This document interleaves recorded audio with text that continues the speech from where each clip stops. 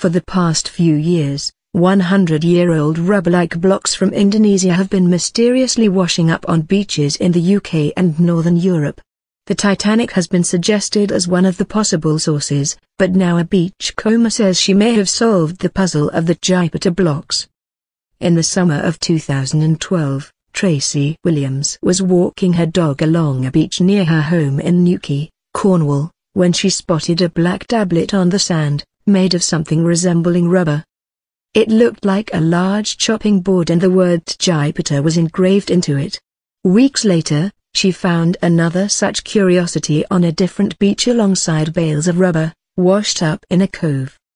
Her curiosity piqued, she began to research the origins of these mysterious blocks.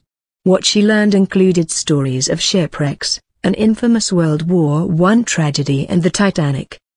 It also transpired that these blocks had been appearing on beaches across Northern Europe, baffling everyone who had found them. There has been speculation in the press as to the source of the washed-up blocks, with the Daily Mail and the Times recently running articles.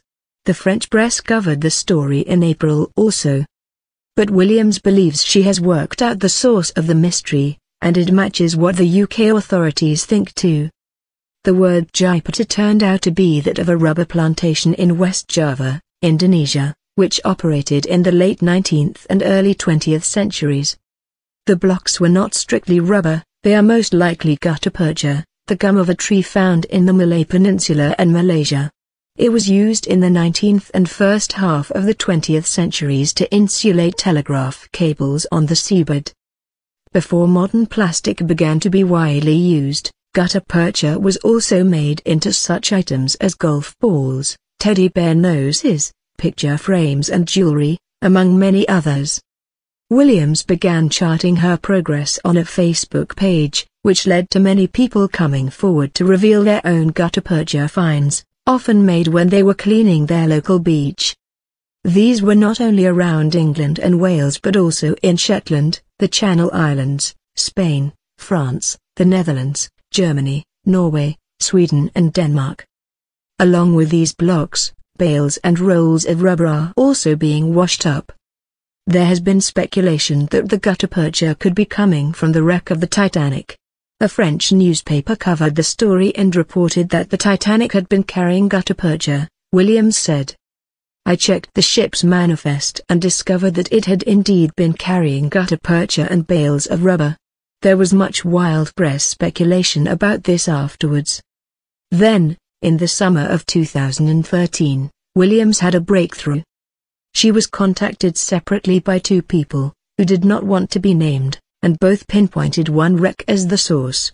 They knew of a salvage company carrying out recovery of cargo from Japanese liner the Maezaki Maru, which had sunk during World War I. It had been carrying the Tjipetir blocks.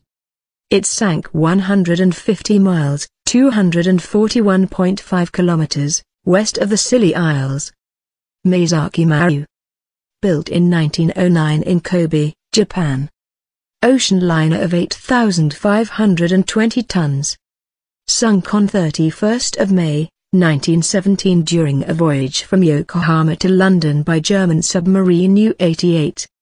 Was carrying cargo and passengers, 8 people died. Now situated 150 miles, 241.5 kilometers, west of the Scilly Isles. I was told that when salvage work is done, the cargo they are looking for is pulled out in large amounts, and the gutta-percha and rubber bales have been released from the ship's hold as a result, Williams said.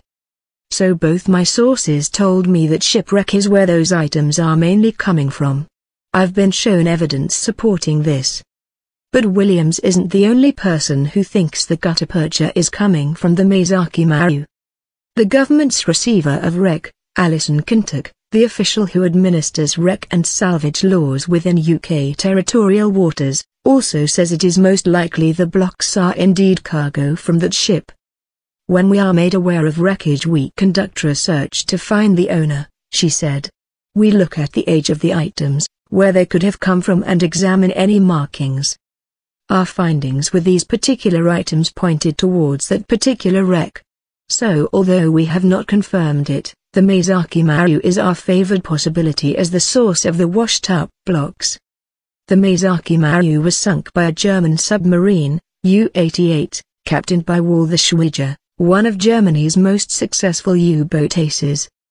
Schweiger was also in charge of another German U-boat which, in May 1915, sank the RMS Lusitania, a liner bound for Liverpool, carrying 1,924 passengers and crew from New York.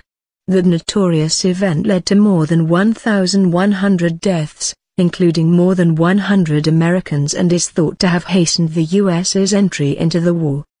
Oceanographer Curtis Ebbsmeyer, who specializes in tracking flotsam, says that Tjipetir blocks may be washing up on beaches for centuries. Based on the findings so far, they are clearly being fed into the hemispheric ocean circulation. It only takes 25 years for flotsam to go around the world, and they've probably been around long enough to go around the world 3 times. They're still in good condition after all these years, which is unusual. They're probably one of the great pieces of flotsam that people may be finding 100 years from now. Ebbsmeyer also said various gyres, or ocean currents, may pull the blocks from Spain across to the Americas, mirroring the same route that Columbus took before possibly ending up in Florida. The ones found in the North Sea should go up past Norway, turn east past the top of Siberia, go through the Bering Strait into the North Pacific and go all over from there. Several people have also reported finding Tjipetir blocks back in 2008, before the current salvage operation is thought to have begun on the Maezaki Maru. One person has come forward to say they found a block more than 30 years ago and used it as a chopping board to gut fish on their fishing boat. Many ships would have been carrying gutta percha, so it's possible that the cargo is coming from more than one source, says Williams, who is writing a book about the Tjipetir story. It is being seen as pollution, and I clean debris from my local beaches all the time, but the gutta percha is a natural product, so it does degrade. I've seen disintegrated blocks on the beach. Perhaps other companies are salvaging material from World War I wrecks too. It is possible that some of it is from the Titanic? I don't know.